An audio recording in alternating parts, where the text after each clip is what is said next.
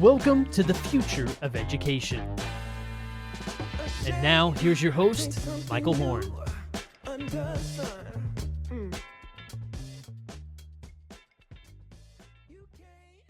Welcome to the Future of Education. I'm Michael Horn. You're joining the show where we're dedicated to creating a world in which all individuals can build their passions, fulfill their potential, live lives of purpose. And to help us think through that today, I'm delighted we have two guests who've been at the front lines, I think it's safe to say, of really thinking what that looks like in the current era, current age that we are entering as a society. We have Lynn Liao. She's the managing director at Cambiar Quest, and Taryn Campbell, the director at Cambiar Quest. And so first I'll just say, Lynn, Taryn, welcome. I'm delighted to have you both here. We're thrilled to talk to you. Our mission is so aligned with what you just described. Well, it's going to be a fun conversation because you all, the three of us had a chance to talk maybe a month or so ago. And frankly, I had no idea the breadth of the work that you all were doing. And I think it really answers a key question that I think is so important at this moment in time, but we'll get to that in a moment. Maybe let's just set the foundation for folks. And Lynn, I'll start with you. Just what is Cambiar? What is Cambiar Quest? Sort of set the stage for our audience so that they know the organization in which you work and the work you've been up to. Sure. So Cambiar Education is a venture studio that is seeking to change the marketplace for education so that the products and services that truly make the biggest difference for students and educators and parents really succeed. And we know that that is not always the case in how the marketplace works right now. Our goal, our big vision is to have a life-changing impact for more than 1 million students. And we do that both by incubating entrepreneurs who are creating these new ideas and supporting their development and growth. And we also direct run programs. So Quest is an example of a direct run Cambiar program. Quest is solely focused on career exploration and development for students, very much in line with what you described your mission is. So we are really, we have multiple programs where we help students really build the durable skills necessary for career exploration and for them to really be the ones navigating their way to the future that they are seeking. And then we can dive more into the micro internship, which I think is the program we're focusing on today. Yeah, no, I definitely want to do that. And before maybe we jump into that, you mentioned durable skills, as we discussed when we had this offline conversation about a month ago. Everyone has a definition for durable skills. Maybe ground us in how you all think about durable skills and how they port from one context to another, or maybe which don't and have to be specifically engineered. Sure, I'll toss it to Taryn just so we make it a three-way conversation. Perfect. Go ahead, Taryn. Sure. I think we think about durable skills as like, what are the key things that kids need to be able to do to navigate their life? They need to be able to communicate with people that they don't know. What does it mean to work in a team and to work alongside others? How do you think critically about the decisions that you're making and understand how to break problems down into smaller pieces? What does it mean to take initiative? Right. And so I think there's a million different definitions and words for some of these core key concepts, whether people call them durable skills, 21st century skills. Sometimes it's pushed into social and emotional learning, right? There's a million definitions out there, but we're really talking about the foundation that really all kids and all adults need to be successful, both in school and the workplace. And what strikes me about that, and Lynn, this may be the perfect place then to start talking about the micro internships, is one of the things that I've come to is for kids to really understand how to communicate. Real world context is incredibly important, being in real world situations, but also frankly, like to develop agency and things of that nature. They need to know what's even possible in the outside world. And most of us as high schoolers, middle schoolers just don't. So maybe that's the Yeah, that's exactly right. So our micro internship is a team-based project where students work with a real employer on a current business challenge they're facing. And what's different about it is it's actually embedded in class time.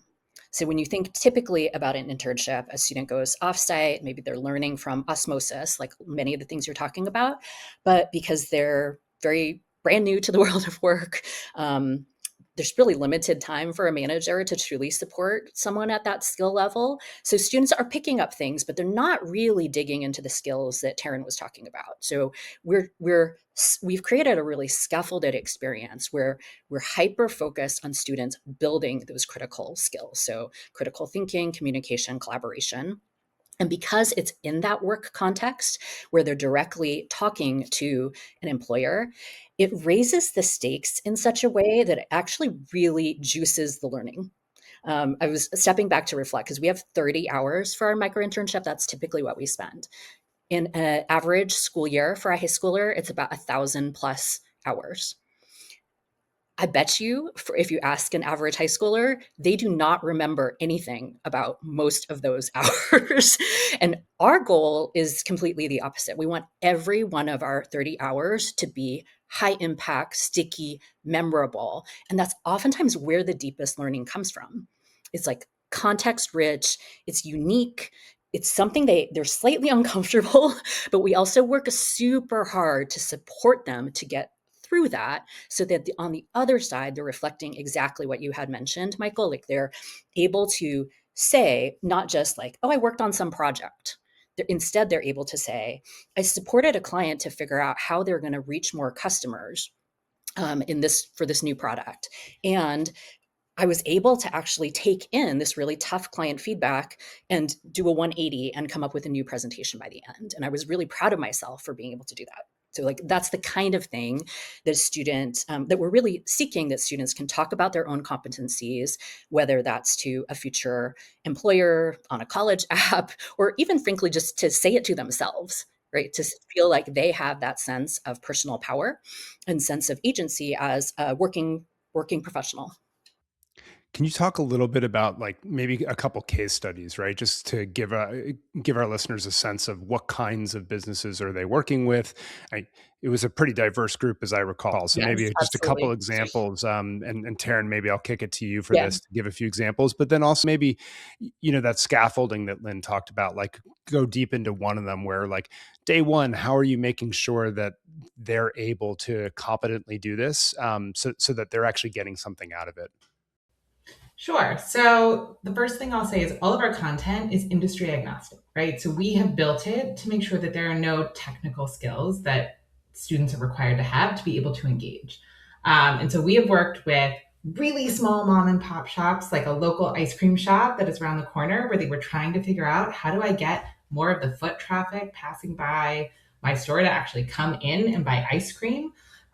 To really large advanced manufacturing firms like Glenair here in Southern California, who's trying to figure out, what? We have a talent pipeline challenge that we're trying to solve. How do we get more young people interested in advanced manufacturing? So what does that look like? What insights can students help us gather and synthesize? And so those are two totally different ends of the spectrum, right? One, highly technical and industry related, one really community based. And we see engagement from students regardless of the type of project that they're engaging in. And what we do at Combiar is we help right size what's the right grain size for a business challenge. We write up a project brief alongside those employers. And then they come in at 3 specific points in the project. So they come in at the beginning to launch the project live with students. Students get to ask questions based on their project brief and say, okay, who are these people? What are they asking me to do? What do I need to be clarified? Then they work with their teacher. Every lesson is scaffolded. So there is very much a how do I introduce myself to an adult I've never met? What does it look like to write a great question to an employer that's coming in and giving me a business question? They practice it with each other. Then they practice it with others to get feedback, and then they do it live. I think another sort of hallmark when we talk about scaffolding skills here is we have a hallmark of the program is that they all have to do, every student has to go and do live interviews with a client or a stakeholder related to their project challenge. So that means they are interviewing adults, students, community members that they may or may not know. And that is terrifying for students, right? They're like, wait, I can't text them. Wait, I have to do it in person, live. And so we really break it down, right? What's a great interview?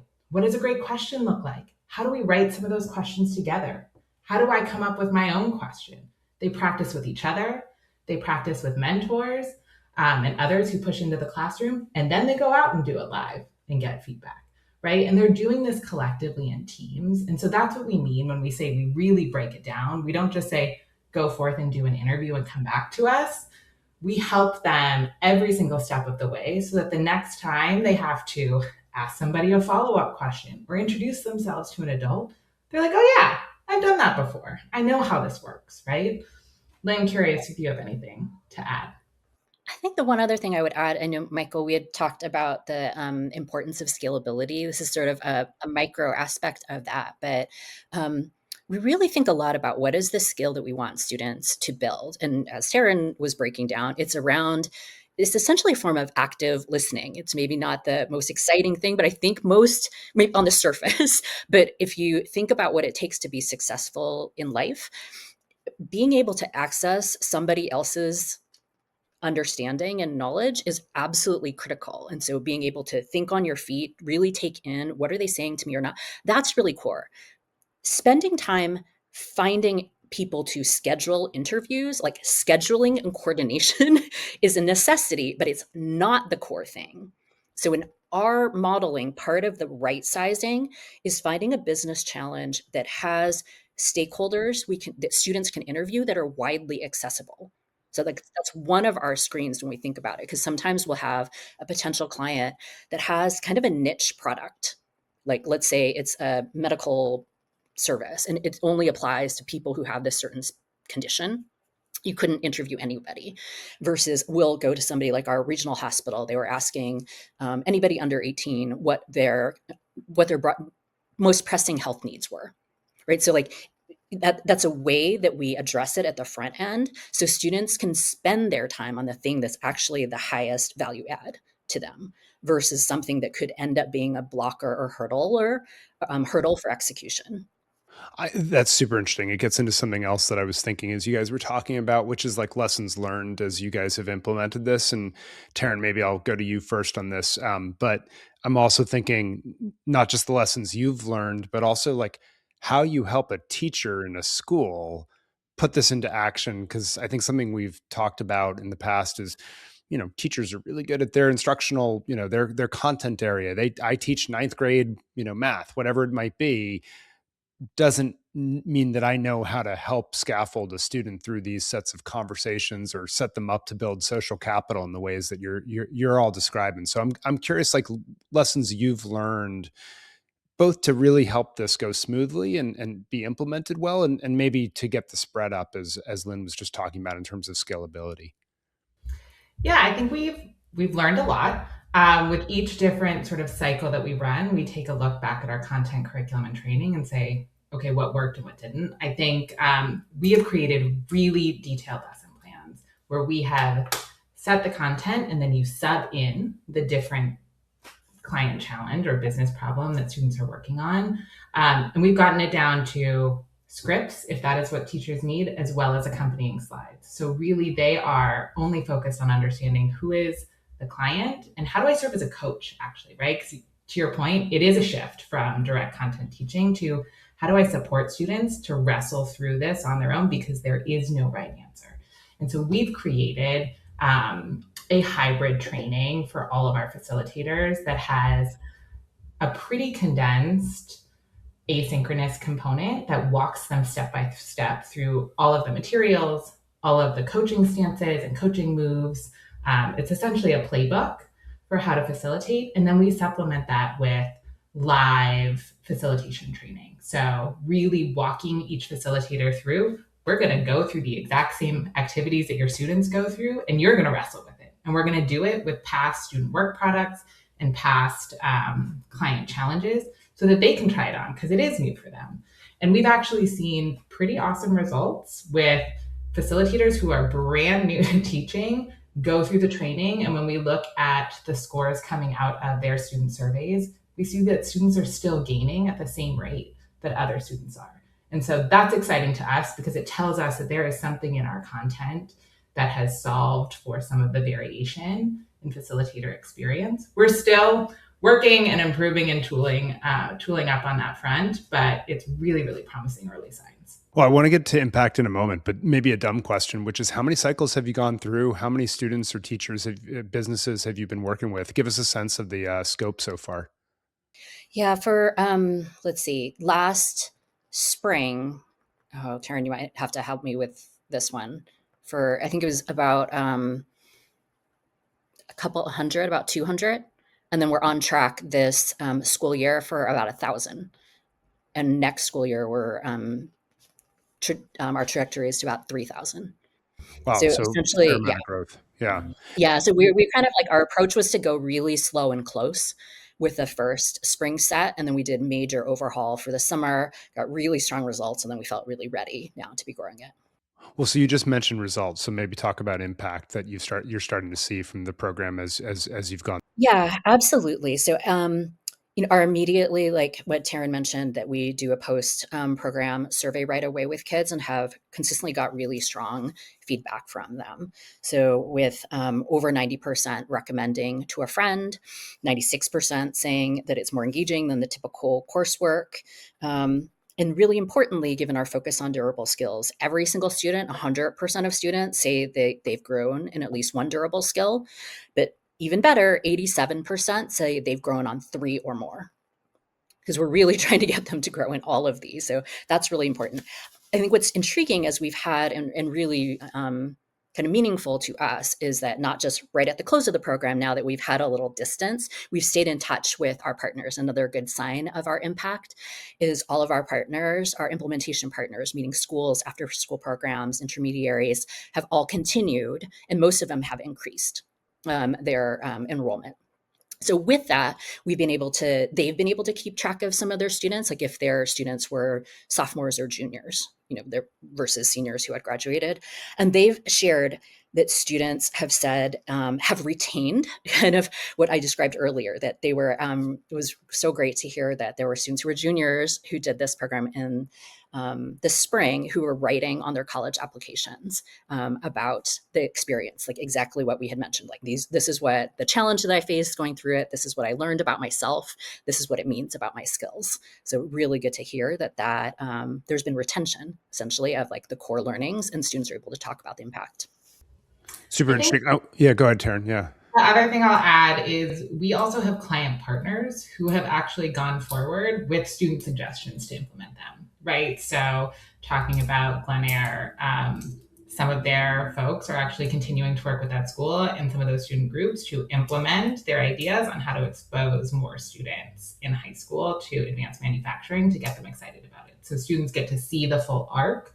I was asked about this challenge. I actually came up with a solution that my client enjoyed, and now we're getting to put it into action, which is really, really cool. Yeah, have you seen any students get internships then as a result with some of these clients and so forth? Is sort of their stage 2 in some cases? I think that's the goal, right? Is maybe not for every single one. We go in saying that is not part of the expectation, but I will say in all of the ones where I have at least pushed in, there have been students who have followed up with employers to say, like, I am interested in helping you run your social media strategy. I am interested in helping you figure out how to connect with more community impact and X, Y, and Z strategy. And often the businesses that we work with are open to those conversations, right? For several of those that we had that are seniors, where that would have been a possibility, the seniors were like, I wish I had done this earlier because I'm going off to college now and I can't spend my summer doing this. But that is definitely on our roadmap. So Michael, I just wanted to break in. Can I share just a couple student quotes? Because I think this captures what you mentioned around identity and a sense of agency. So this came from 2 different students. I feel more prepared for college and careers after high school because this felt like a real job where I was held to certain standards like you would for a job. Another student said, I feel a lot more confident because I now feel that I belong in these big spaces. So I think that speaks to what you mentioned at the beginning, which is there's such a divide between the world of school and just a lack of transparency. It's just like a world that's behind a wall for many students. And this micro internship is meant to give them a boost so they can walk forward into the opportunities you're talking about. So a lot of their feedback is indicating that they're having a mindset shift to be much more open and feeling more ready to dive into those next opportunities. No, it's really cool because the fact that students would feel more comfortable, right, in those settings, talking to those people, making those connections, and then the employers or the clients, right, if you will, on the other side, excited to continue to engage, do this again, implement an idea, whatever it is. In some ways, that's the end customer, right? Like, so you're getting both sides of it.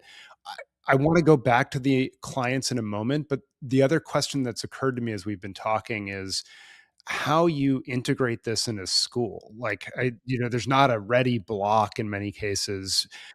There's blocks for college preparation. There's blocks for all sorts of things. One of the big arguments that I've been making is that middle and high schools need to become much more permeable with the outside world and have a lot more opportunities for real work experience, because my observation, frankly, is students with means are going to get access to that in a world of AI where we're requiring several years of experience before that first job.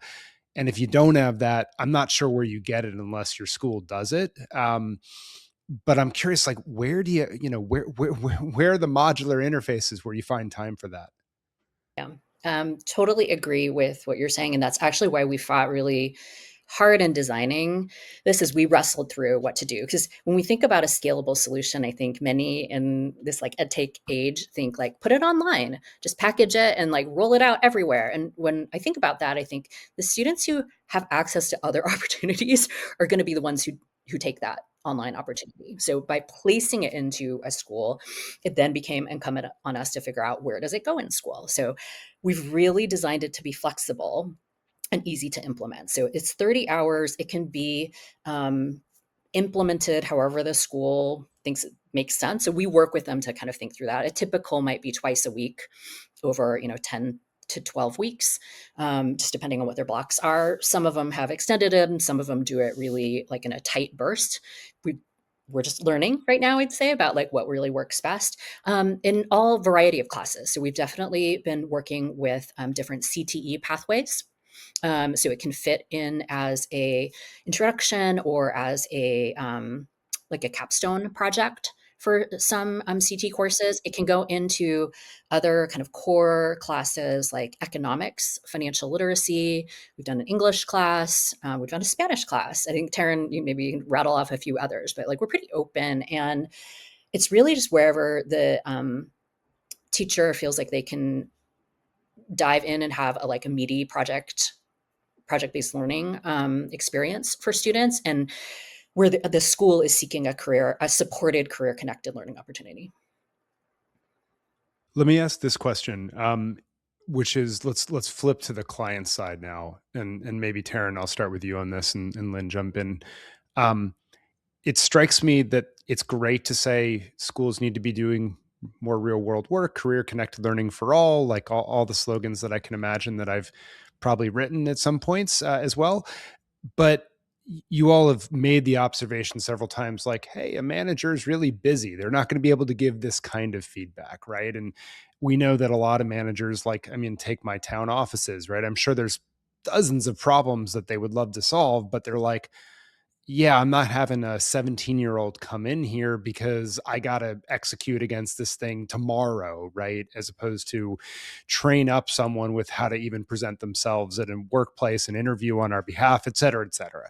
So talk a little bit about how you've reduced that friction. I mean, if I'm doing the math right, and you have, say, even with the 200 students that you ran through the program at first, that's probably like 40 or something different projects that you've got going or something like that. Maybe I'm wrong on that, but so I love you to talk through how you're enabling so many different clients to work with these projects. Sure. So we actually have an entire class of students attached to one client and one project. Oh, okay, gotcha. For one, it allows the teacher who might be new to this project-based learning, to this coaching stance, focus on really understanding one core client challenge and then working with the whole class to scaffold and understand, how do we write these questions? How do we ask our client X, Y, and Z, right? And it allows for then groups to compare against each other how things are going. Every group, depending on who they interview, ends up in a totally different place, which is also very cool. There's a value add for our clients at the end when they don't have to sit through the same presentation over and over and over again. They actually get 5, 6, 7 ideas that are brought back to them based on what student teams come up with. And I think one of the ways we make it scalable for local businesses is we say that the all-in total time is about 6 hours. That's inclusive of prep time, right? So we get on the call, we all brainstorm sort of what are some business challenges, how do we right size that for high school students. We write the client brief for folks. We are working to figure out how to leverage AI to help us do that in the future. But we write the client brief for folks, and the client comes in 3 times. They come at the beginning to launch it live with students. They come in at that interim point that Lynn had talked about to give feedback. And let me tell you, they give real feedback. Sometimes it puts students on their heels a little bit. And then they come in at the end to get the final presentations and to hear what students have ultimately come up with. And so that's really manageable and really reasonable for folks. We try to work with organizations and companies who have more than one individual. So even those mom and pop shops, if there's like at least 2 or 3 employees that are employed there, so that if there are scheduling hiccups, which we know are all too common in schools these days, there's always somebody to fill in and come in and do the live portion because we think that matters. And so 6 hours, people are like, oh yeah, I have 6 hours across, 2 months. I can do that, 3 different dates. And we're not asking them to manage the students. We're not asking them to walk students through the project. We're asking them for their viewpoint and their feedback, which they don't actually have to prep for. Anytime the client has come in, we've created playbooks and guides to say, hey, here's what you're walking into. Here's what students are doing in their class. Here's what's expected of you. And here's a template for how you might structure a conversation with a student. So everything feels like it's plug and play and designed to be really easy for clients to come in. One additional thing on the value prop for the businesses. Oftentimes this right size business challenge is one where the business is in particular seeking youth perspective or perspective of people our students have easy access to. So we're not purely saying to the business, do this because it's a nice thing to do for your community. We are thinking, do this because it's a nice thing to do for students in your area, but also because it's great for your business. You're getting fresh perspective, you're getting access to early talent. So some of the organizations we work with are seeking a talent pipeline and want more exposure to the students. So there is a real win for them that's pretty concrete that we can pitch and make more explicit to businesses too. Very cool. Let's wrap up with this question that's on my mind, which is, look, if schools want to learn more, they want to put this into place, right? How should they get in touch with y'all? What's the process from their end to get this up and running? Because I think that's the ultimate goal, right? We want a lot more schools, students, local employers engaging in these projects together. So what's the first step for schools that are interested after hearing this? I think the easiest thing is they contact one of the 2 of us. We have a smallish team right now. So we're heavily based in Los Angeles initially, but we're also in several other states right now. So in Tennessee, Texas, we're in St. Louis, Missouri, New Orleans. So just depending on the depth, there's different places we can go. So they should just reach out to us. We're open, and our whole goal is expansion. So if you can find the right size and scale, we're happy to dive in. Perfect. So jump on Combiar Education, contact y'all, and then go from there, basically. Terrific. Lynn, Taryn, any final thoughts that you all want to make sure we hit as we wrap up, and then we'll conclude from there. But I'm fascinated by a lot of facets of this, so I could keep going, but I want to make sure you guys have the last word, if you will. I think the thing I want to say is we don't see this as a replacement to a deeper internship or a true job where a student is really diving in to something that is aligned to their personal interest and passion area. Because even the way we've constructed it, because it's a project for the entire class, some students are going to be more interested than others. But I do think this experience fills a big gap in kind of the current career-connected learning, work-based learning offerings that are easy for schools to do. Because essentially most of those are easy for schools to do because they're passive. It's like a career panel or job shadowing. Students are just sort of have big eyes and are listening, but they're not doing. So I really do think we've worked hard to make this something that is super high leverage. Again, like the every hour of the 30 hours makes a difference for students. And the hurdles for both employers and educators, we worked so hard to slim down. So it should be very low friction. So like maybe this is just encouragement to any of the listeners who are interested in implementing to come talk to us. And like I said, every partner who's worked with us has wanted to continue working with us and to expand. So that's probably a good sign that it is meeting that bar. Love I it. think the thing that I would hope to leave folks with is like the in-person still matters. And I think there's, especially for some of these core skills around communication, you can practice all day with an AI chatbot, and that's great. But unless you actually go out and put it into play with a real person in front of you, it's all for nothing, right? And so how do we get kids more of those opportunities to like do the hard thing? They all drag their feet. They're like, I don't want to do this. I don't want to do this. And then the confidence that you see on the other side where they walk taller and they actually want to keep going to do more interviews and more interviews, and you have to stop them.